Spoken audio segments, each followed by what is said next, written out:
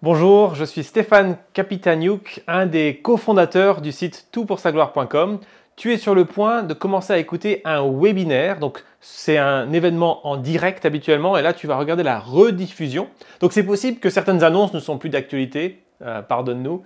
Il y a aussi souvent des bonus qui sont donnés pour t'aider à approfondir le sujet. Si un bonus qui est mentionné, c'est un lien dans la description que tu peux suivre pour aller le télécharger. Sans plus attendre, je t'invite à regarder ce webinaire. Si tu l'aimes, partage-le à tes amis. Bonne écoute et à très bientôt. Bonsoir, bienvenue de nouveau Ben.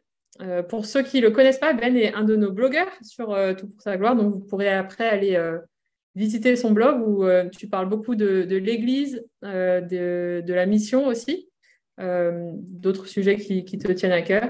Et Ben a étudié à l'Institut biblique de Bruxelles. On a fait quelques cours ensemble à l'IBB. Donc je me permets de t'appeler Ben, mais on peut t'appeler Benjamin C'est ça. si c'est un problème. Ben est marié, tu es marié depuis un peu moins d'un an avec Jessica et pasteur adjoint à l'église de Bruxelles-Woluwe. Et puis, tu as écrit plusieurs livres maintenant, Soif de plus, Une vie de défi, et puis du coup maintenant, Qu'est-ce que tu crois? Euh, je vais te laisser la parole bientôt, mais merci beaucoup en tout cas pour ton travail. Merci. Super. Merci Sephora. Content d'être avec vous les amis. Je ne vous vois pas bien sûr, mais voilà, j'imagine que vous êtes là. Je n'ai pas accès au chat, mais je vais mettre ça entre les mains de Sephora qui va gérer le chat et me dire s'il y a des choses importantes et bien sûr qui va prendre en compte vos questions pour le temps de questions qu'on aura à la fin. C'est une joie d'être avec vous, de parler de ce sujet, de comment parler de Jésus à nos amis.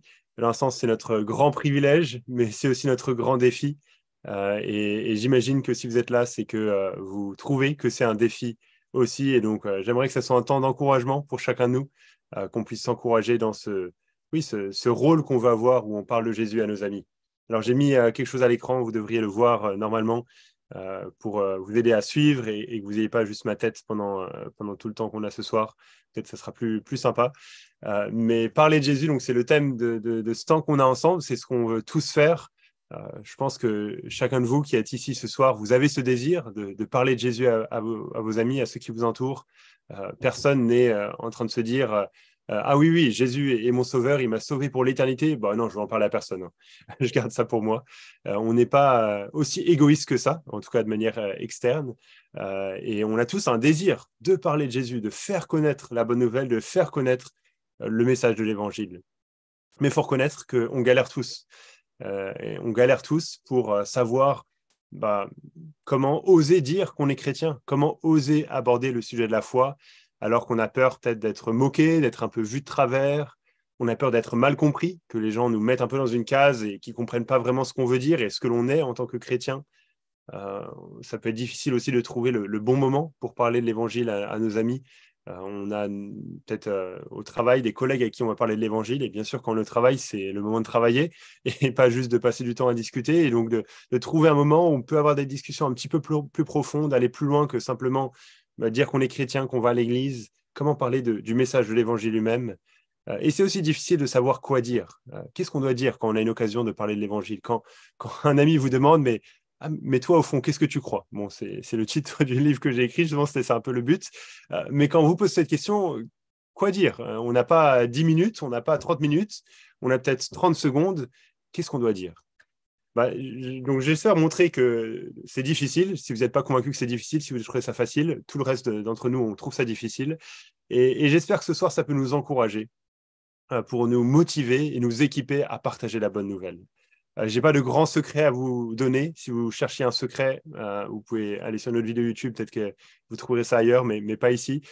Mais j'aimerais juste qu'on ouvre ensemble quelques passages de l'Écriture, qu'on voit ensemble quelques principes bibliques pour nous motiver et nous équiper à partager la bonne nouvelle. Et je précise, si ça n'a pas été signalé dans les annonces, qu'en fin de ce webinaire, on annoncera aussi le lancement d'un site d'évangélisation spécial, un nouveau site pour vous aider, pour vous équiper, pour partager l'évangile autour de vous. Donc voilà, ça c'est pour vous faire rester accrochés jusqu'à la fin, rester avec nous. Mais j'aimerais qu'on commence juste en regardant quelle devrait être notre motivation. Quelle devrait être la bonne motivation pour parler de Jésus, pour parler de l'évangile autour de nous. Et je ne sais pas vous, mais moi j'ai l'impression que tellement souvent je suis motivé par la culpabilité. Je suis motivé à parler de l'évangile, mais par la culpabilité. Je me dis, il faut le faire.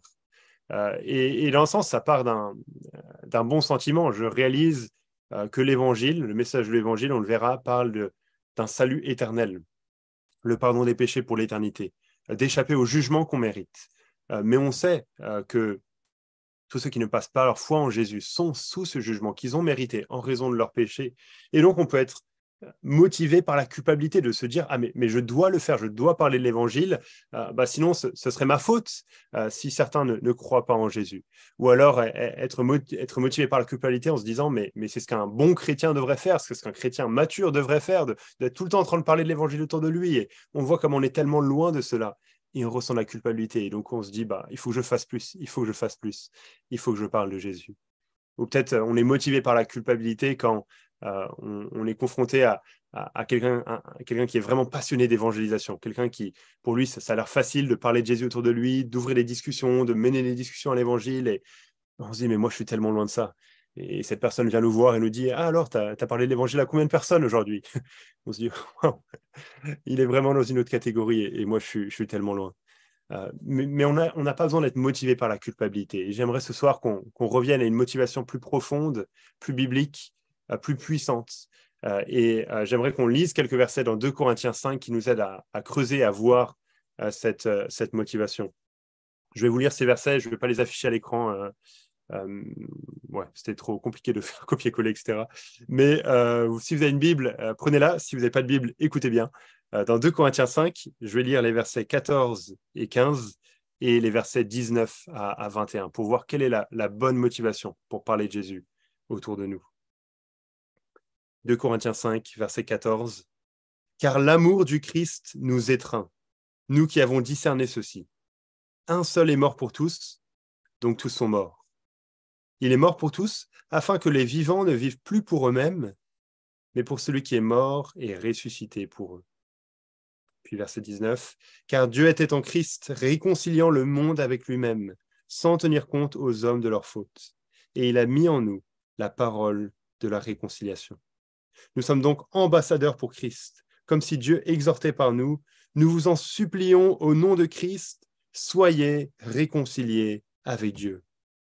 Celui qui n'a pas connu le péché, il l'a fait devenir péché pour nous, afin que nous devenions en lui justice de Dieu. » On voit dans ces versets des vérités merveilleuses. On voit que non seulement nous avons été réconciliés avec Dieu, et ça c'est juste le privilège et la joie que l'on a en tant que chrétien, de savoir qu'on était coupable devant Dieu, que l'on était sous la colère de Dieu, sous le jugement de Dieu en raison de notre péché, de nos offenses. C'était tout à fait juste, tout à fait mérité, et on a été réconciliés avec Dieu. Quand Dieu nous voit maintenant, il ne nous voit plus avec un regard de colère, mais un regard d'amour, parce que nous sommes en Christ. On voit dans ces versets que l'amour du Christ nous étreint. J'ai la version à la colombe ici. Il nous saisit, il nous prend, l'amour du Christ. Un amour si grand, un amour si puissant, que Christ est mort pour nous. Ça, c'est une nouvelle merveilleuse.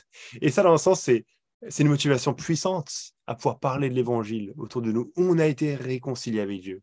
On a trouvé en Jésus le pardon dont on avait besoin. On ne veut pas garder ce trésor pour nous. On ne veut pas garder cette bonne nouvelle pour nous. Surtout que, comme on le voit aussi dans ces versets, non seulement nous avons été réconciliés avec Dieu, mais encore d'autres ont besoin d'être réconciliés avec Dieu. La réalité du jugement dont je parlais tout à l'heure, elle est réelle et il faut la maintenir. Il y a un jugement. Et ceux qui nous entourent, ils sont sous le jugement en raison de leur péché, de leur condamnation devant Dieu.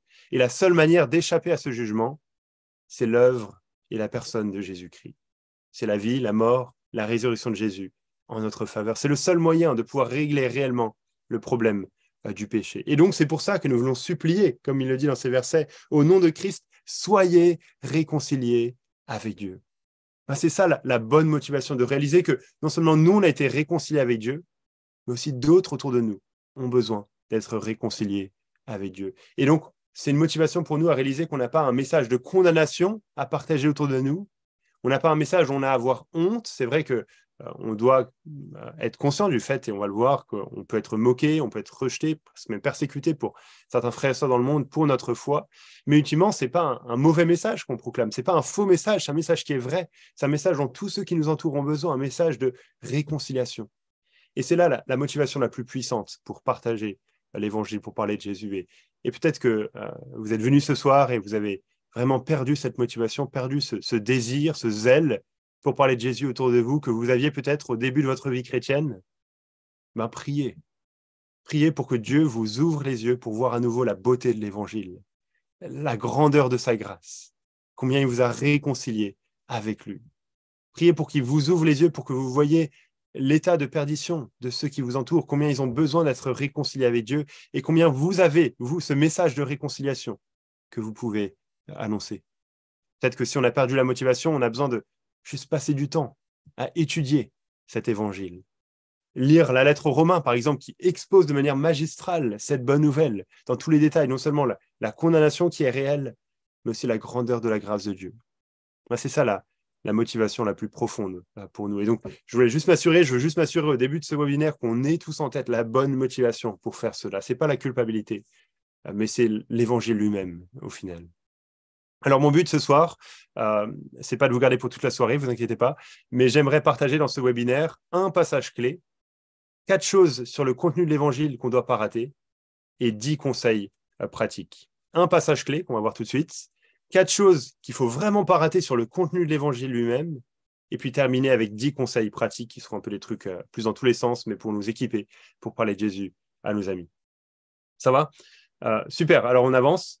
Un passage clé, 1 Corinthiens, chapitre 1, versets 18 à 25. C'est un passage que j'apprécie beaucoup et qui, je crois, a des implications vraiment fortes pour notre annonce de l'Évangile, surtout au XXIe siècle. C'est un passage que je trouve vraiment clé pour cela et donc j'aimerais qu'on prenne le temps de le lire, de le méditer, de tirer les implications que ça a pour nous.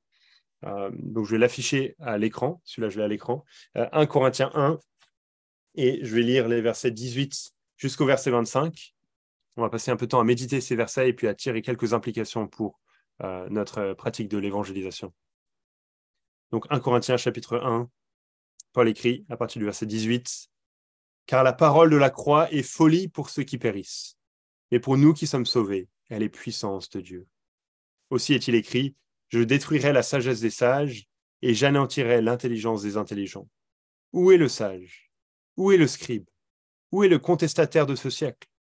Dieu n'a-t-il pas frappé de folie la sagesse du monde ? Car puisque le monde, avec sa sagesse, n'a pas connu Dieu dans la sagesse de Dieu, il a plu à Dieu de sauver les croyants par la folie de la prédication. Les Juifs demandent des miracles, et les Grecs recherchent la sagesse. Nous prêchons Christ crucifié. Scandale pour les Juifs et folie pour les païens. Mais pour ceux qui sont appelés, tant juifs que grecs, Christ, puissance de Dieu et sagesse de Dieu. Car la folie de Dieu est plus sage que les hommes, et la faiblesse de Dieu est plus forte que les hommes. » Ce passage nous montre que le message chrétien est une folie. Le message chrétien est une folie, et il doit le rester. On voit que c'est une folie au verset 18. Il y a 2 groupes de personnes dans ce verset. Il y a ceux qui périssent, pour qui la parole de la croix, le message de la croix, de Christ crucifié, c'est une folie. C'est ceux qui sont toujours sous la condamnation de Dieu pour leurs péchés. Pour eux, c'est une folie, ça n'a aucun sens, et on va voir pourquoi. Et puis l'autre groupe, c'est ceux qui sont sauvés, ceux qui ont placé leur foi en Jésus, ceux qui ont été appelés dans la suite, comme ils sont décrits dans la suite des versets. Et pour eux, pour ceux qui sont sauvés, la croix n'est pas une folie, mais elle est puissance de Dieu. Mais pour ceux qui ne sont pas sauvés, la réalité est que la croix, le message qui est au cœur de la foi chrétienne, c'est une folie. Pourquoi ? Parce que c'est totalement à l'opposé de ce qu'ils cherchent, c'est totalement à l'opposé de ce qu'ils veulent. On voit au verset 22, il est dit « Les Juifs demandent des miracles et les Grecs cherchent la sagesse. » Il est parlé de 2 groupes de personnes, là encore, des Juifs et des Grecs ou des non-Juifs. Il est dit que les Juifs, ils cherchent des miracles, ils veulent voir des miracles. Et Et ça a du sens. Si on pense à toute l'histoire du peuple d'Israël, c'est rempli de miracles, de choses impressionnantes qu'ils ont vues, de voir Dieu agir, de voir Dieu faire les 10 plaies d'Égypte, de voir le voir séparer la mer en deux, plein de choses vraiment impressionnantes qui ont marqué l'histoire du peuple d'Israël. Et c'est ça qu'ils veulent voir. Et ils pensent au Messie, ils pensent au roi que Dieu a promis dans l'Ancien Testament qui devait venir pour libérer le peuple, toutes les promesses qu'ils ont. Ils pensent au Messie qui va venir et ils pensent à un Messie qui est puissant, un Messie qui est conquérant d'un point de vue humain, un Messie qui va les libérer de l'oppression humaine, de l'oppression des Romains, de tellement de choses, mais qui sera puissant d'un point de vue visible, d'un point de vue humain. C'est ça qu'ils cherchent, ils veulent des miracles, ils veulent des signes, ils veulent ce qui frappe les yeux. Mais ce que les chrétiens proclament, c'est un Messie crucifié. Un Messie crucifié. Et ça, pour les Juifs, c'est un scandale, ça n'a pas de sens que le Messie, celui qui est envoyé par Dieu pour sauver, pour conquérir, pour régner, pour gagner, il soit crucifié. Et si on pense à la crucifixion à l'époque, c'est pas populaire comme aujourd'hui, on peut trouver des signes de croix un peu partout. La crucifixion à l'époque, c'est un objet de mise à mort des plus cruels, qu'on n'osait même pas mentionner, dont on n'osait même pas parler, tellement c'était humiliant, tellement c'était oui, vraiment cruel. Et donc, on comprend pourquoi c'est un scandale pour les Juifs que le Messie soit crucifié. Donc ça, c'est ce que les Juifs cherchent, là, les miracles, mais ce que les chrétiens donnent, ce que les chrétiens proclament, c'est à l'opposé de ce qu'ils cherchent. Et c'est la même chose pour les Grecs, pour ceux qui ne sont pas juifs, ils cherchent la sagesse. À l'époque, c'est la belle rhétorique, la belle manière de parler, ce qui impressionne, les discours philosophiques, un peu ce qu'on retrouverait au rayon ésotérisme de la FNAC ou au rayon philosophie de la FNAC. Voilà, les livres qui vraiment impressionnent l'intellect humain. C'est ça qu'ils cherchent. Mais ce que les chrétiens proclament, là encore, c'est le Messie crucifié. C'est le Fils de Dieu venu sur terre pour mourir pour notre péché, pour le péché qui nous condamnait pour l'éternité. Ce n'est pas un message qui est sage d'un point de vue humain. Ce n'est pas un message qui est impressionnant. Ce n'est pas un message qui va faire la une des journaux.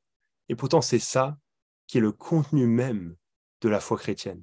C'est ça qui est la puissance de Dieu. Et donc, c'est pour ça que, oui, le message chrétien est une folie, mais il doit le rester. Il doit le rester parce qu'on voit au verset 24, pour ceux qui sont appelés, tant juifs que grecs, Christ, puissance de Dieu et sagesse de Dieu. Ce message qui est fou, qui est scandaleux pour le monde, c'est un message en fait qui est véritablement puissant.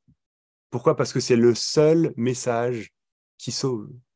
Si le Messie est crucifié, c'est parce que c'est le moyen par lequel le Messie accomplit sa mission de délivrer le peuple du problème le plus grand, du problème du péché, de régner ensuite pour l'éternité, après avoir été crucifié.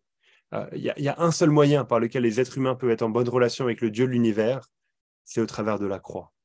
Et donc ce message de la croix, oui, il paraît faible, il paraît scandaleux aux yeux du monde, mais il ne faut pas se laisser avoir par ça, il faut garder le message tel quel, parce qu'il est puissant, parce qu'il est sage, parce que c'est le message que Dieu lui-même a mis en œuvre dans l'histoire de l'humanité pour sauver.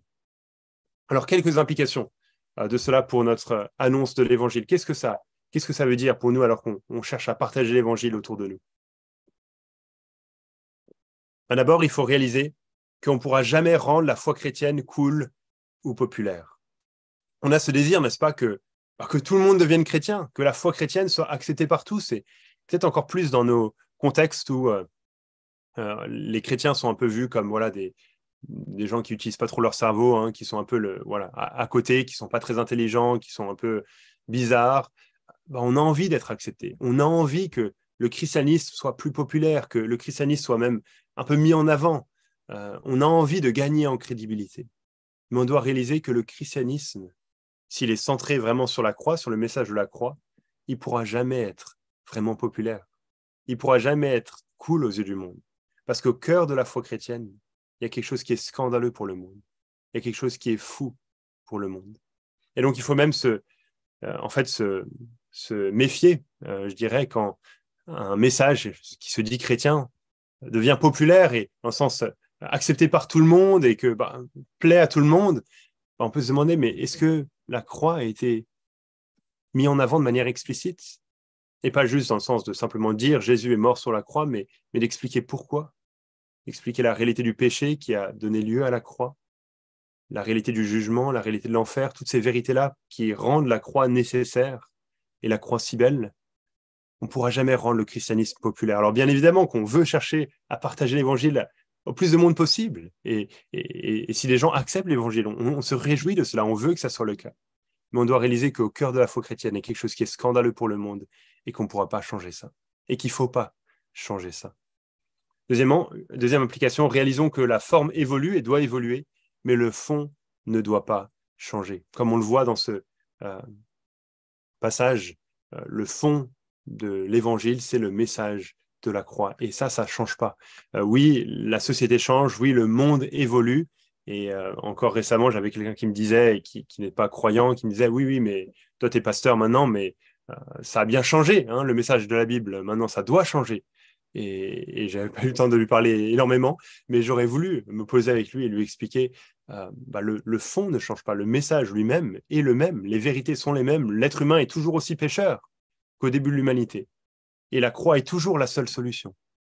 Et c'est toujours scandaleux pour le monde, que ce soit les Juifs au 1er siècle ou les Grecs au 1er siècle, ou les Français, les Belges, les Suisses, pays d'Afrique, ou dans le monde entier aujourd'hui. C'est scandaleux pour le monde qui nous entoure.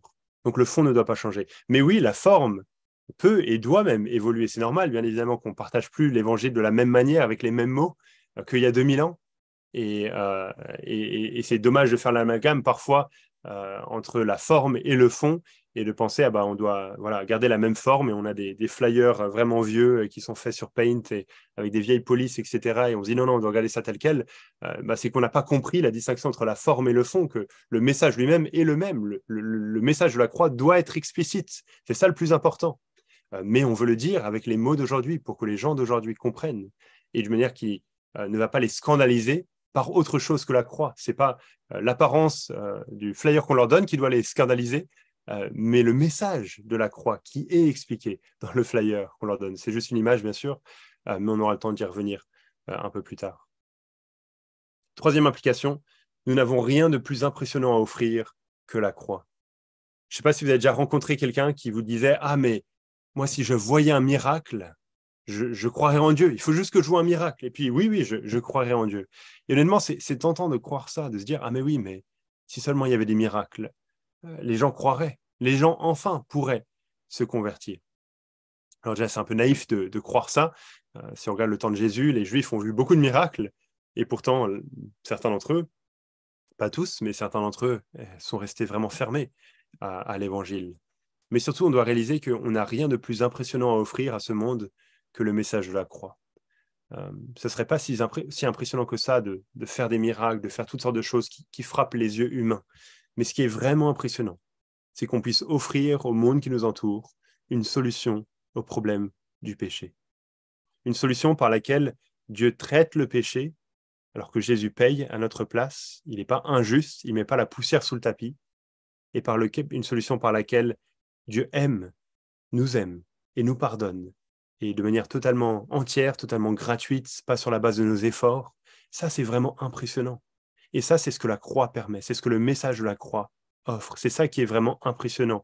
Et on n'a rien d'autre à offrir à ce monde, dans un sens, que le message de la croix. C'est ça que l'Église a d'unique à offrir. Pour tout le reste, le monde peut nous imiter et faire mieux que nous.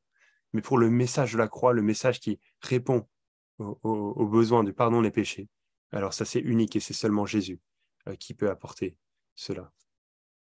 Et enfin, quatrième implication de ce passage de 1 Corinthiens 1, le but de l'apologétique, c'est de présenter clairement la croix, de mettre en avant le scandale de la croix. L'apologétique, c'est la défense de la foi chrétienne. Il y a eu des webinaires qui ont été faits là-dessus. J'imagine sur TPSG où il y a des articles. Voilà, si Sephora trouve des bons articles ou des bons webinaires, elle mettra ça dans le chat. Mais on doit réaliser que le but de l'apologétique, quand on se pose toutes sortes de questions, qui sont des questions difficiles que nos contemporains se posent pour défendre, pour montrer la pertinence de la foi chrétienne, on doit toujours réaliser que ces questions-là ne sont pas une fin en elles-mêmes, mais toujours un pont pour annoncer l'Évangile. Donc dans l'apologétique, on va se poser des questions comme « Est-ce que Dieu existe vraiment ? Est-ce que Jésus est vraiment ressuscité ? Est-ce que la Bible est fiable ? Que dit la Bible sur les questions de genre, de sexualité ? Est-ce que c'est vraiment acceptable aujourd'hui ? Voilà, toutes sortes de questions qui ont trait à des objections que nos amis ont Et c'est vraiment une bonne chose d'aborder ces sujets. Et il faut qu'on soit équipé là-dessus en tant que chrétien. J'aime beaucoup lire des livres d'apologétique. J'ai d'ailleurs un super livre de BLF qui vient de sortir pour les ados ici, de Rebecca McLaughlin.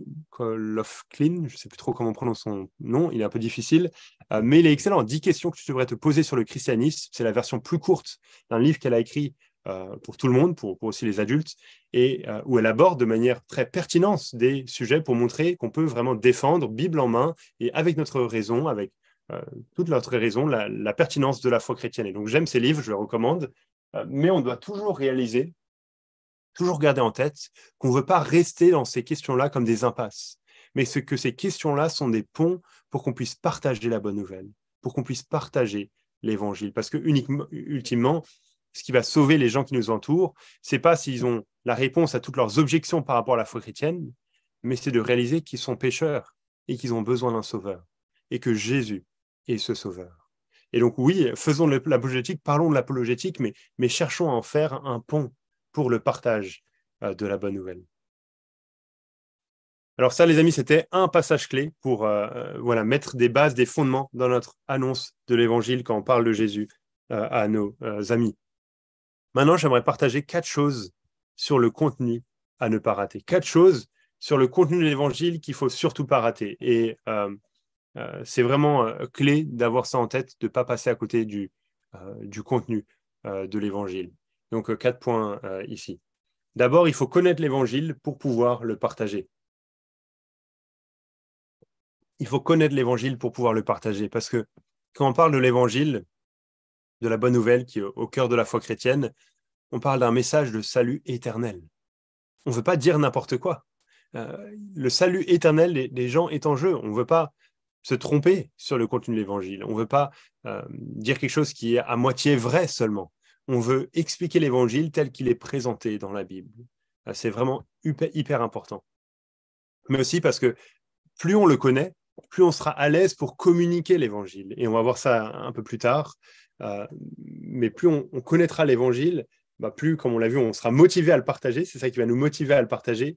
Mais aussi, on pourra l'expliquer de la bonne manière et pas juste le réciter par cœur comme un message appris par cœur dans notre tête. Mais ça, on creusera un peu plus tard. Donc, il faut connaître l'Évangile pour pouvoir le partager. C'est vraiment important de commencer là. Et peut-être que des fois, on a beaucoup de zèle pour parler de Jésus autour de nous, mais on a besoin de s'arrêter et de tempérer un petit peu notre zèle et de se dire, mais est-ce que je sais ce que c'est l'Évangile? Est-ce que je sais ce que c'est que je dois partager, le message que je dois mettre en avant?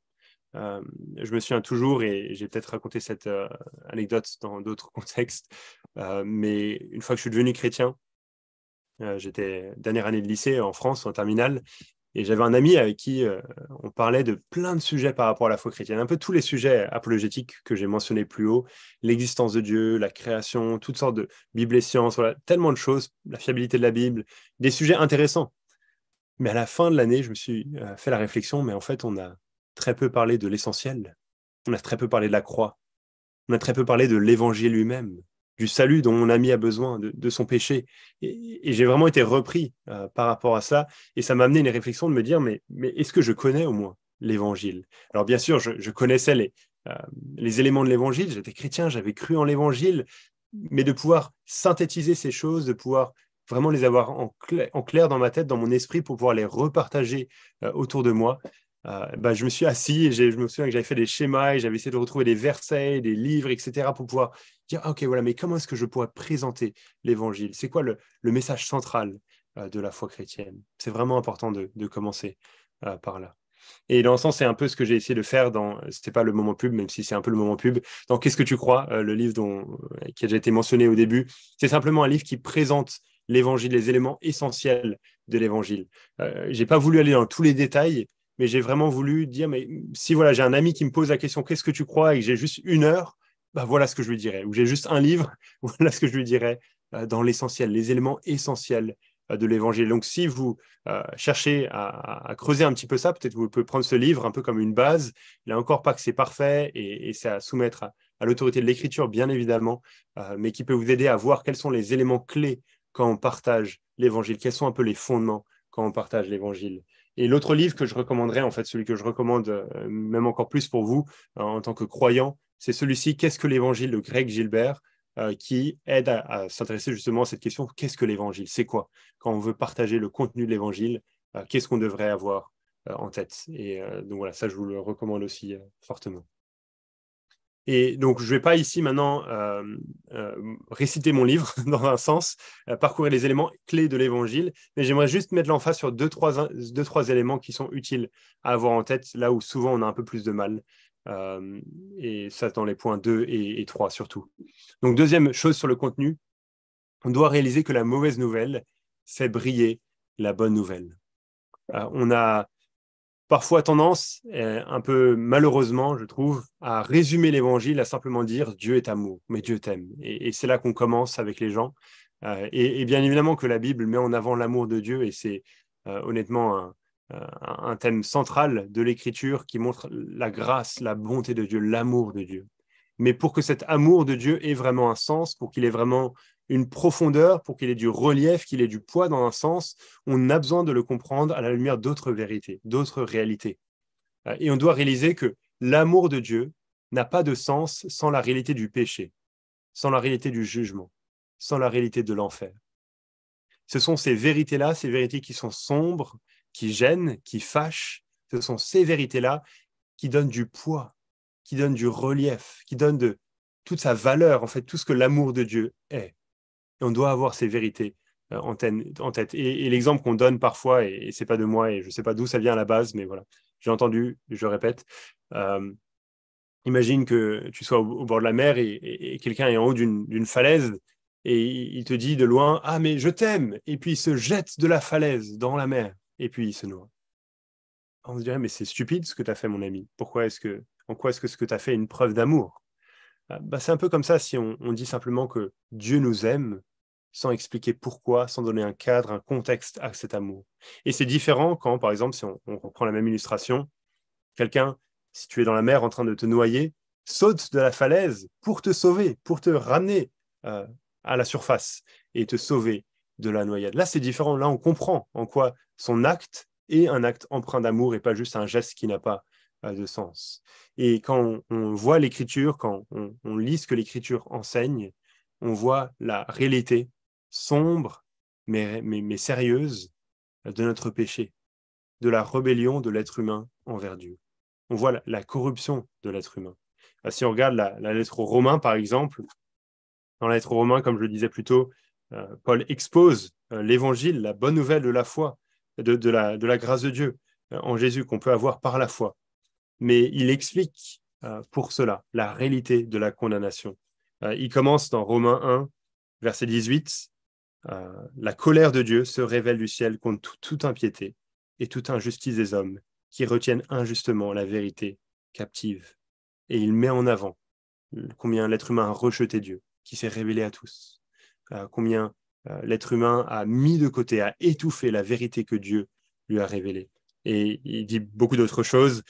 Plus tard, au chapitre 3, il montrera comment le péché est universel. Il concerne chaque être humain, il concerne tous les aspects de l'être humain. En particulier dans les versets 10 à 18, mais je lis juste versets 10 et 11, selon qu'il est écrit, « Il n'y a pas de juste, pas même un seul. Nul n'est intelligent. Nul ne cherche Dieu. » Et c'est ce qui l'amènera à la conclusion. Au verset 19 du chapitre 3, nous savons que tout ce que dit la loi, elle le dit à ceux qui sont sous la loi, afin que toute bouche soit fermée et que tout le monde soit reconnu coupable devant Dieu. Car nul ne sera justifié devant lui par les œuvres de la loi, puisque c'est par la loi que vient la connaissance du péché. Donc dans un sens-là, en faisant ça dans ces 3 premiers chapitres de la lettre aux Romains, Paul nous a ouvert les yeux à la réalité de ce que l'on est. C'est pas que tout va bien, on a des belles vies tranquilles et tout va bien, non, c'est qu'on est mort au fond de l'océan et qu'on a besoin d'un sauvetage. C'est qu'on est coupable, on est sous la colère de Dieu, sous le jugement de Dieu pour l'éternité. Et c'est le fait que Paul ait posé ce fondement sombre de la réalité de notre péché, du jugement auquel on fait face, qui donne à ce qu'il dit après toute sa valeur, qui fait briller tout ce qui vient après. Il dit ensuite au verset 3, au chapitre 3, il n'y a pas de distinction, tous sont péchés, sont privés de la gloire de Dieu, et ils sont gratuitement justifiés par sa grâce, par le moyen de la rédemption qui est dans le Christ Jésus. Il parle de la bonne nouvelle que l'on peut être racheté en Jésus. Et ça brille après des chapitres si sombres. Et donc, on doit réaliser que la mauvaise nouvelle est nécessaire. On doit partager la mauvaise nouvelle, la réalité de notre statut devant Dieu. Parce que c'est ça qui fait briller la bonne nouvelle. C'est ça qui nous aide à expliquer pourquoi Jésus est venu, pourquoi Jésus est mort. C'est pas parce que tout allait bien, c'est pas juste parce que il nous aime sans qu'il y ait de raison à cet amour, sans qu'il y ait de quelque chose qui est donné la situation dans laquelle cet amour se manifeste, mais c'est parce que l'être humain était perdu, parce que l'être humain était condamné, que le fait que Jésus soit venu, qu'il soit mort sur la croix, ça montre son amour, ça montre sa bonté envers nous qui ne le méritions pas. Et ça, honnêtement, il faut réaliser que c'est difficile. Il faut réaliser que c'est un défi de dire cela à nos amis. Parler de Jésus à nos amis, oui, mais ça va impliquer de leur dire pourquoi Jésus est venu sur cette terre. Et quand on explique pourquoi Jésus est venu sur cette terre, on doit parler du péché. Et on ne doit pas parler juste du péché en général, mais de mon péché et de ton péché. Ensuite, troisièmement, sans transition, l'évangile est plus qu'une simple information. Et c'est un peu lié, mais c'est un peu l'autre aspect du contenu de l'évangile qu'on a peut-être un peu plus de mal à partager. Non seulement la mauvaise nouvelle, mais aussi de réaliser que l'évangile, c'est plus qu'une simple information. Une simple information, c'est, ben voilà, on vous le dit, tu lis les nouvelles, tu fermes le journal, il n'y a rien qui change, tu peux passer à autre chose. Mais quand Jésus vient sur cette terre, dans Marc, au chapitre 1, au verset 15, il dit « Repentez-vous et croyez à la bonne nouvelle ». Jésus lance un appel. Repentez-vous, détournez-vous de vos fautes et croyez à la bonne nouvelle. L'évangile, c'est plus qu'une simple information, c'est un appel à la repentance, un appel à prendre position face à l'évangile. Alors, je vais être vraiment vigilant en disant cela parce que je crois qu'on doit être conscient du danger qu'il y a dans le monde évangélique aujourd'hui de pousser à la décision, de mettre de manière malsaine l'emphase sur la décision. Ah voilà, vraiment prends une décision pour Jésus maintenant, tout de suite, lève la main, prie une prière et de contrôler un peu la manière à laquelle ressemblera cette décision. Je crois qu'il y a un danger en faisant cela, parce que la Bible met l'emphase plutôt sur la compréhension de l'Évangile et sur la repentance qui sera liée à cette compréhension de l'Évangile. Et je crois qu'il y a parfois le danger de pousser à la décision à la manière un peu dont on l'entend, dont on voudrait que ça ressemble de manière humaine, sans s'intéresser à mais est-ce que la personne a vraiment compris l'Évangile et compris les implications de l'Évangile. Parce que lorsqu'on comprend l'Évangile, on réalise que cet Évangile, oui, nous appelle à la repentance, à ne pas rester indifférent.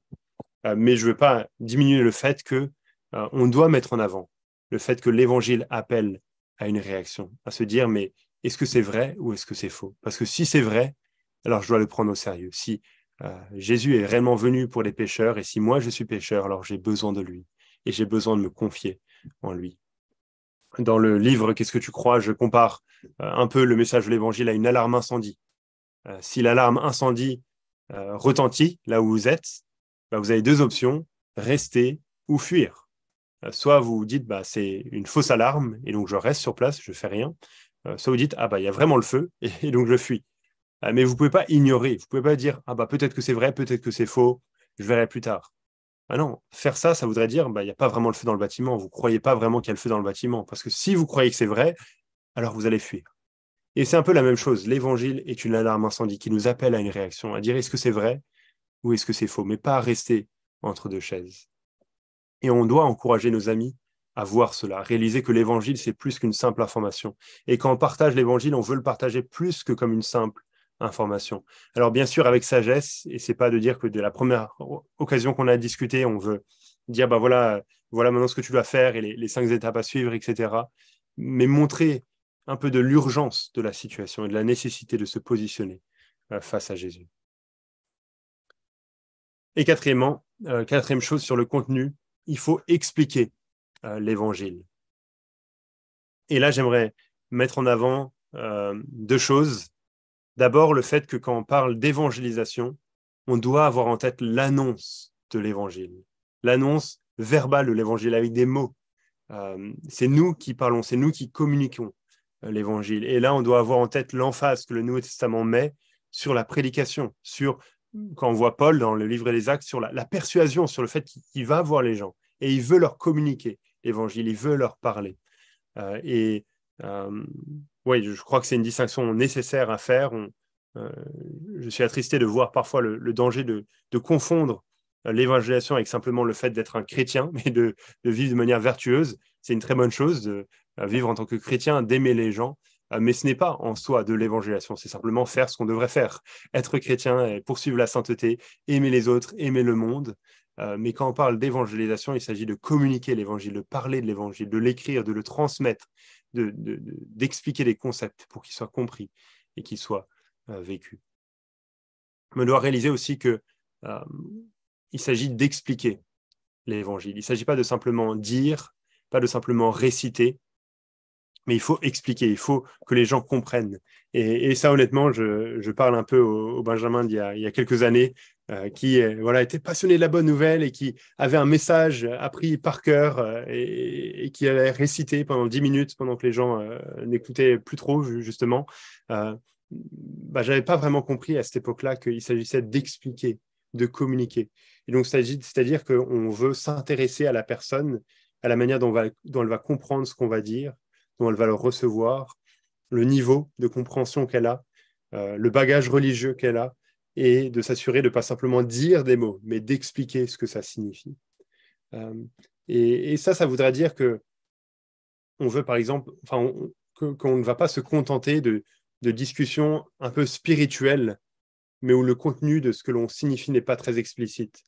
Je dis ça parce que parfois, on peut avoir des conversations spirituelles avec certaines personnes, on va parler de Dieu, on va parler même de Jésus un petit peu, et on peut être vraiment content avec ça. On se dit « Ah ouais, super, c'était génial ». Mais si on s'arrête là, dans un sens, ça ne sert à rien, parce qu'on n'a pas expliqué l'évangile, on n'a pas expliqué mais de quel Jésus on parle. Et qu'est-ce qu'il a fait, ce Jésus, qui le rend unique, qui le rend différent de ce que la personne pense, justement. On n'a pas un peu, on pourrait dire, bousculé la personne dans ses conceptions pour l'amener à une compréhension plus proche de ce que la Bible enseigne et de ce que la Bible présente par rapport à Jésus. Mais de faire cela, d'expliquer, et de ne pas juste dire, ça voudra dire aussi qu'on devra faire un effort pour nous-mêmes comprendre ce que les concepts bibliques signifient et comment on peut les expliquer à nos amis. Et éviter un peu le patois évangélique qu'on utilise si facilement. Ah voilà, Jésus-Christ est mort sur la croix pour tes péchés, repens-toi aujourd'hui. Wow, super, mais si la personne n'a rien compris à ce qu'on veut dire, ça ne sert à rien. Le but, c'est qu'on communique, c'est qu'on parle, c'est qu'on explique. Comme dans un sens, un professeur à l'école qui va expliquer les concepts pour qu'ils soient compris, saisis par les élèves. Et donc, oui, on ne va pas mettre des concepts de côté parce qu'ils sont difficiles. On va parler du péché. On veut mentionner le péché, mais on veut expliquer ce que ça veut dire. Qu'est-ce que ça veut dire, le péché?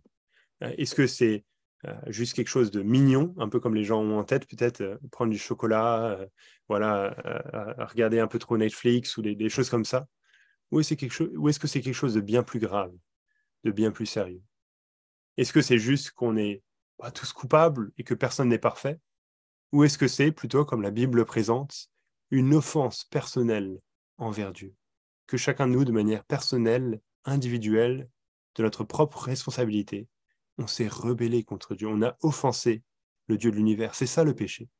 C'est ça qui nous concerne tous. C'est de ça dont on est coupable. Et chacun de nous, ça s'est manifesté de manière bien différente, pour certains de manière bien plus religieuse, pour d'autres de manière avec une rébellion ouverte.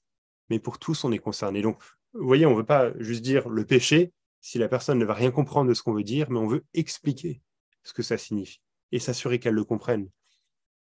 Ou quand on parle de la grâce, la grâce, c'est un mot qui signifie peut-être beaucoup pour nous en tant que chrétiens, mais qui ne veut rien dire pour ceux qui nous entourent. On veut expliquer qu'est-ce que ça signifie. On veut peut-être utiliser des synonymes que les gens comprennent. De parler d'un cadeau qui n'est pas mérité. Parce que la grâce, oui, c'est un cadeau, c'est quelque chose qu'on ne devrait pas recevoir, mais c'est même encore plus que ça. C'est un cadeau qui n'est pas mérité. On a tout fait pour ne pas recevoir la grâce. On a offensé Dieu. On s'est rebellé contre lui, et pourtant, il nous sauve en Jésus. Ou même la croix. On veut pas simplement parler de la croix, mentionner la croix, mais expliquer pourquoi est-ce que la croix est la seule solution. Comment est-ce que Jésus règle le problème du péché à la croix? C'est pas juste un bel exemple d'amour. Voilà, Jésus qui donne sa vie. Oh, c'est beau, c'est sympa. Il donne sa vie. Non, c'est lui qui prend la punition à notre place. Il meurt à notre place. Le seul moyen pour régler le problème qu'on avait. Donc, c'est juste des exemples, mais pour nous encourager à simplifier les choses au maximum, et pas simplifier dans le sens où on va mettre des concepts de côté, dans le sens où on ne va pas expliquer ce que la Bible enseigne. Non, on garde ce que la Bible enseigne, mais on veut l'expliquer de la manière la plus simple possible. Et honnêtement, ce n'est pas évident, c'est difficile, hein. Mais c'est là où on fait cela, dans le contexte pas juste d'une conversation, mais d'une relation qu'on a avec nos amis, avec les gens qui nous entourent, où on peut s'assurer de ce qu'ils ont compris, de ce qu'ils ont retenu, de là où ils en sont, et de comment on peut leur partager ce message de la meilleure des manières. Voilà les amis, 4 choses sur le contenu à ne pas rater. Et ensuite, pour terminer, ce sera beaucoup plus rapide cette partie-là, juste 10 conseils pour parler de Jésus au quotidien. C'est la partie un peu plus rapide et dans le sens où on peut dire que c'est tous les autres trucs que j'aurais voulu dire ailleurs, mais que j'ai mis ici. Donc voilà, on retrouve ça ici. S'il y a encore des gens avec moi sur YouTube, on termine avec ces 10 conseils avant de laisser la place à vos questions. Donc premièrement, l'évangélisation, c'est pour tous et pas juste pour les pros. Et donc oui, effectivement, il y aura un temps de questions. J'explique juste un petit peu plus. À la fin de ces 10 conseils, vous pouvez poser, enfin maintenant, vous pouvez les poser sur le chat. Sephora est en train de regarder ça. Elle me fera remonter les questions. Et donc, voilà, ce sera tout juste après la fin de cette présentation dans un instant, un temps de questions-réponses pour clôturer notre soirée ensemble. Donc, 10 conseils pour parler de Jésus au quotidien. Premièrement, c'est pour tous, pas juste pour les pros. On a tendance à limiter l'évangélisation à ceux qui nous semblent vraiment qualifiés pour cela. On voit des gens qui vraiment expliquent l'évangile de manière claire, de manière simple, qui ont l'air vraiment doués pour cela. Et il y a un peu le danger de se dire, ah ben voilà, je me réfugie derrière cette personne-là, c'est eux les évangélistes, et puis on les invite pour des conférences, pour des événements, et puis voilà, on veut pas aller plus loin et se mouiller nous-mêmes. On doit réaliser que l'annonce de l'évangile, c'est pour tous. Alors oui, effectivement que Dieu a donné des dons à l'Église et que certaines personnes ont peut-être des capacités plus grandes pour communiquer l'Évangile de manière plus large, et merci Seigneur si c'est le cas. Mais l'annonce de l'Évangile autour de nous, c'est une responsabilité que chaque chrétien a, qui repose sur chacune de nos épaules. Je voulais juste rapidement ce passage que j'aime bien dans Actes 8, si j'arrive à retrouver le livre des Actes dans la Bible. Acte 8, juste quelques versets. Il y a eu cette persécution dans l'Église à Jérusalem, et puis il y en a beaucoup qui s'en vont. Et verset 4, il est dit que ceux donc qui avaient été dispersés, il s'agit ici juste de chrétiens normaux, dans le sens de chrétiens lambda, il ne s'agit pas des apôtres, ceux donc qui avaient été dispersés allaient de lieu en lieu en annonçant la bonne nouvelle de la parole. Philippe, descendu dans une ville de la Samarie, y prêcha le Christ.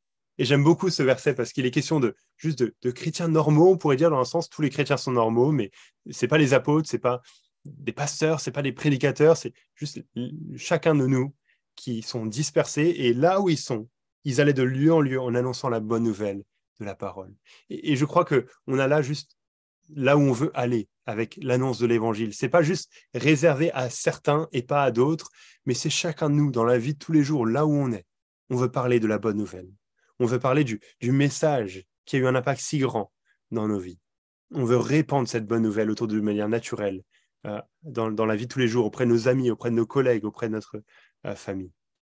Et c'est ça, dans un sens, le meilleur outil d'évangélisation pour le 21e siècle, j'en suis convaincu. C'est si chacun d'entre vous, chacun de nos églises partage l'évangile avec les connaissances qu'il a. On pourrait déjà atteindre pas mal de monde si chacun on a une conversation avec eux par rapport à l'évangile. Donc vraiment, mon souhait avec ce livre, c'est pas que vous offriez ce livre en disant « Ah bah voilà, toi, je parle de l'évangile juste en donnant le livre et c'est fini et je dis plus rien ». Oui, j'espère que vous pourrez l'offrir à des amis, et merci Seigneur si c'est le cas, c'est pour ça que je l'ai écrit. Mais j'espère que ce livre pourra susciter des discussions que vous pourrez avoir avec vos amis, parce que vous les connaissez, moi je les connais pas. J'écris ce livre voilà, derrière un ordinateur, sans connaître vos amis, mais vous les connaissez, vous pouvez aller plus loin, vous pouvez approfondir avec eux. Deuxièmement, l'évangélisation, c'est pour tout le temps, pas juste pour certains événements. Et là, je veux juste aborder le danger qu'il y a de limiter l'évangélisation à certains événements. On dit, voilà, on va faire de l'évangélisation. On va sur le marché, distribuer des tracts ou parler aux gens. On organise un événement, on organise une conférence. C'est super de faire ça. Et merci Seigneur si on peut faire ça, s'il y a encore de la place pour ça aujourd'hui. Mais j'aimerais juste qu'on soit vigilant de ne pas tomber dans le danger de penser que l'évangélisation, c'est uniquement ça. Au lieu de mettre ça dans un cadre plus large, comme on l'a vu juste avant, où on est témoin de Jésus au quotidien. chacun de nous, dans la vie de tous les jours, où on parle de Jésus de manière naturelle. Et de réaliser que ça, dans un sens, a un plus grand impact. Parce que dans le monde dans lequel on vit, et ça pourrait être l'occasion d'un autre webinaire, dans une culture assez sécularisée, d'inviter des amis, des gens à des événements chrétiens, c'est peut-être un peu compliqué, un peu difficile, et ça marche peut-être moins bien. Mais que nous, on ait des relations avec ces gens-là, que on soit amis avec eux. Mais ça marche, ça bien sûr, ça fonctionne et on peut leur parler de l'évangile de manière naturelle, authentique pour nous. Troisièmement, ce n'est pas toi tout seul, mais toi et ton Église. Dans Éphésiens 3, on voit que l'Église met en avant la sagesse infiniment variée de Dieu. C'est un passage magnifique, et là aussi, peut-être qu'il faudrait un autre webinaire pour ça, mais dans Éphésiens 2, on voit que l'Évangile a rassemblé les Juifs et les non-Juifs en un seul peuple. Et en conclusion de tout cela, on voit combien l'Église met en avant, manifeste la sagesse infiniment variée de Dieu, la gloire de Dieu. Quand on voit la puissance de l'Évangile dans l'Église, quand on voit le peuple racheté par Dieu. Et donc, on doit réaliser que quand on parle de l'annonce de l'Évangile, ce n'est pas nous tout seuls, ce n'est pas juste moi qui ai la responsabilité de tout faire, mais c'est moi et mon Église. Et j'espère que là où vous êtes, vous avez une Église locale avec laquelle vous pouvez vous réunir, vous retrouver. Si ce n'est pas le cas, contactez TPSG. On serait heureux de vous recommander une bonne Église autour de vous. Mais on a besoin de réaliser combien l'Église est impliquée dans ce processus pour partager l'Évangile. Et à ce sujet, j'aimerais recommander ce livre. Je crois qu'il a été traduit en français, mais je ne sais pas s'il est encore déjà sorti ou pas. Donc ça peut être confirmé dans les commentaires ou pas. L'évangélisation de Max Stiles, qui montre comment toute l'Église locale peut être impliquée pour le partage de l'Évangile, chaque personne individuellement en tant que corps de Christ. C'est excellent. Quatrièmement, n'aie pas honte. Bon, ça c'est facile à dire, n'est-ce pas, de ne pas avoir honte, mais il ne faut pas avoir honte. Mais on a tous honte. On a tous peur de dire qu'on est chrétien, de franchir le pas.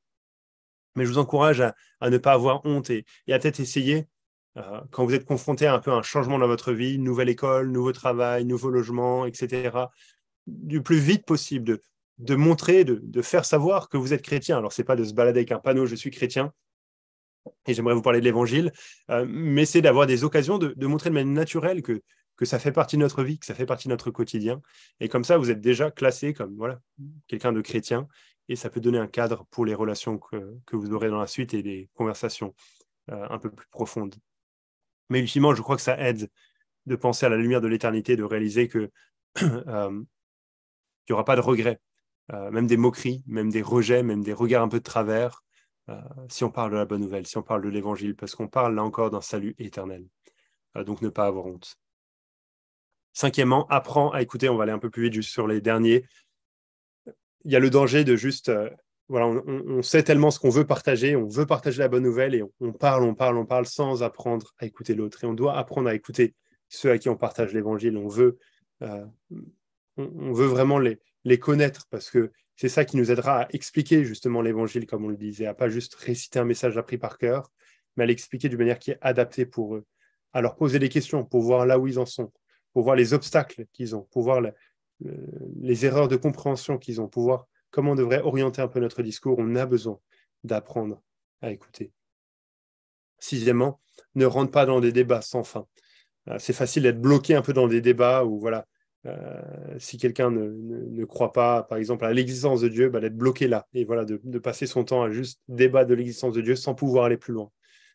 Mais il faut avoir la sagesse, et c'est là où on prie pour la sagesse, de savoir, mais quand est-ce qu'un débat n'a plus lieu d'être et quand est-ce qu'on est dans une impasse et il faut passer à autre chose. Et comme on le disait tout à l'heure, parce que ce qu'on veut, c'est que ultimement, on partage le message de la croix, qu'on partage le message de l'Évangile. Et donc de savoir sortir peut-être de débats qui sont inutiles pour pouvoir partager le message de l'Évangile. Septièmement, ne crois pas que tu dois tout savoir. Des fois, la peur peut nous paralyser. On se dit, mais j'arrive pas à répondre aux questions qu'ils me posent, aux questions difficiles. Mais n'aie pas peur. Tant que tu connais l'Évangile, tu connais l'essentiel, tu connais le plus important et tu peux leur parler, tu peux leur dire. Et tu peux leur dire, je ne sais pas. Et c'est une bonne chose de dire à nos amis, je ne sais pas, de creuser et puis de revenir vers eux. C'est l'occasion de discuter davantage. Donc, ne crois pas que tu dois tout savoir. Huitièmement, les paroles et les actes. On doit réaliser qu'on a besoin des deux. Comme je disais, l'évangélisation, c'est l'annonce de l'Évangile. On a besoin d'ouvrir la bouche. Les gens ne vont pas se convertir juste en nous voyant vivre. Le Nouveau Testament est clair sur la nécessité d'expliquer l'évangile, de partager l'évangile. Et en même temps, bien évidemment, que nos actes ne devraient pas contredire nos paroles. Et que si on a une attitude qui est indigne de l'évangile, on devrait corriger ça et prendre ça au sérieux. On veut vivre de manière digne de l'évangile, dans les actes et dans les paroles. 9e, prier encore et encore. Je ne vais pas ouvrir ce passage-là, vu qu'on est sur la fin, mais vous pouvez lire ça peut-être en conclusion de ce webinaire, ou demain, ou dans les jours à venir, méditer sur ces versets. C'est les versets où Paul parle de son désir aussi de partager l'évangile et où demande de la prière pour que lui, il ait des occasions de parler de l'évangile et pour qu'il puisse en parler de la bonne manière. Mais on doit réaliser que dans cette tâche, vraiment, on ne peut pas faire ça par nous-mêmes. On a besoin de l'aide de Dieu. On a besoin que le Seigneur ouvre des portes, donne des occasions de parler de l'évangile, nous rende capables de le faire, nous donne les bons mots, les bonnes paroles, et surtout qu'il touche les cœurs de ceux à qui on parle, qu'il enlève le voile qui les aveugle, qui les empêche de voir leurs péchés et leurs besoins de Christ. On a besoin de prier pour cela. Et 10e, se rappeler que Dieu est souverain. On veut se rappeler que Dieu est souverain, que Dieu est au contrôle de toutes choses, que c'est lui qui sauve, que c'est lui qui est au contrôle de toutes choses et que le salut vient de lui, le salut vient de sa part. Et ça, honnêtement, les amis, c'est vraiment un repos immense. Parce que trop souvent, il y a le danger de ne pas parler de Jésus assez à nos amis, de ne pas prendre ça assez au sérieux, mais il y a aussi le danger de penser que tout repose sur nos épaules et que c'est nous qui allons sauver le monde et que on n'arrive même plus à dormir, on n'arrive même plus à se reposer parce qu'on est rongé par la culpabilité. Non, on a besoin de se rappeler que c'est Dieu qui tient l'univers entre ses mains. Et c'est Dieu qui est souverain sur toutes choses, et c'est Dieu qui est souverain sur le salut. Et honnêtement, je suis convaincu qu'une vision haute de la souveraineté de Dieu, comme je crois que Dieu est celui qui est souverain sur le salut, c'est si l'on est sauvé aujourd'hui, si l'on est chrétien aujourd'hui, c'est en raison d'un choix de sa part par pure grâce, qu'on n'a pas mérité, qu'on n'a pas demandé. C'est lui qui nous a sauvés, c'est lui qui sauve. Il a ses élus et il va les sauver. Je suis convaincu que de savoir cela, de croire cela, c'est la meilleure des motivations à l'évangélisation dans un sens. C'est en tout cas une motivation puissante à l'évangélisation, au partage de la bonne nouvelle, sans penser que tout repose sur nos épaules, mais avec un cœur libéré. Et c'est ce qu'on voit, et je vais arrêter là, dans Acte 18, 9 à 11, c'est Jésus qui s'adresse à Paul. En vision, le Seigneur dit à Paul en vision pendant la nuit, « Sois sans crainte, mais parle et ne te tais pas, car moi je suis avec toi et personne ne mettra la main sur toi pour te faire du mal, parce que j'ai un peuple nombreux dans cette ville. Il demeura 1 an et 6 mois à enseigner parmi eux la parole de Dieu. » Paul est à Corinthe et le Seigneur se révèle à lui et lui dit « J'ai un peuple nombreux dans cette ville, les gens qu'il veut sauver. Dieu veut sauver, il a ses élus, il va les sauver. » Et qu'est-ce que Paul fait ? C'est pas qu'il dit « Bon, ok, je fais rien, alors je reste sur le canapé et j'attends que Dieu fasse son œuvre. » Non, Paul sait que Dieu est souverain, mais Dieu utilise des moyens pour accomplir son plan. Et il a choisi que le salut des âmes passe par l'annonce de l'évangile et du coup passe par les êtres humains qu'il a sauvés, qui annoncent ce même évangile. Et donc Paul reste 1 an et 6 mois à enseigner la parole de Dieu. Donc savoir que Dieu est souverain, c'est une vérité puissante, encourageante et réconfortante pour nous. Voilà les amis, ça va être le temps de questions dans un instant. Peut-être que je mentionne maintenant, sauf si Sephora, tu penses que c'est mieux après, le site web qu'on lance ce soir. Oui, c'est quiestjesus.com. C'est un site qu'on prépare depuis plusieurs mois. Et vraiment, le but, c'est d'avoir un site qui est facile à partager, qui, un peu comme le livre que j'ai écrit, qui ne va pas dans tous les détails, qui n'explique pas tout, mais qui va à l'essentiel. Et donc, c'est 4 vidéos de 10 minutes qui expliquent l'évangile, qui exposent l'évangile, l'essentiel de la foi chrétienne. Et le but, c'est pas un site pour vous, mais c'est pour vos amis. Vous pouvez l'envoyer à vos amis qui ont des questions. On va faire des petites cartes de visite aussi que vous pourrez avoir et mettre sur les stands de vos églises ou chez vous, ou voilà, où vous voulez. Quiestjesus.com, 4 vidéos de 10 minutes. À vous de découvrir. Merci d'avoir regardé ce webinaire. Qu'en as-tu pensé? Je serais très heureux d'avoir ton retour. Laisse un commentaire avec ce que tu as aimé, moins aimé, qu'est-ce qu'on peut améliorer la prochaine fois. C'est très utile. Merci d'avance. D'ailleurs, est-ce que tu es abonné à la chaîne Tout pour sa gloire sur YouTube? YouTube regarde ces choses et c'est vraiment important d'avoir beaucoup d'audience qui est abonnée pour qu'on puisse avoir un meilleur placement dans leur algorithme. 60% des gens qui regardent les vidéos comme toi ne sont pas abonnés. Donc si c'est le cas pour toi, s'il te plaît, abonne-toi et si tu es super en forme pour nous encourager, active aussi la petite cloche pour être notifié quand on sort une nouvelle vidéo. On sort des nouvelles vidéos toutes les semaines. Notre mission, c'est de t'aider à voir le monde comme Dieu le voit pour que tu puisses vivre dans le monde comme Dieu le veut. On espère que cette vidéo t'a aidé et on espère que nos ressources pourront t'aider toute ta vie durant. Merci pour ton partenariat.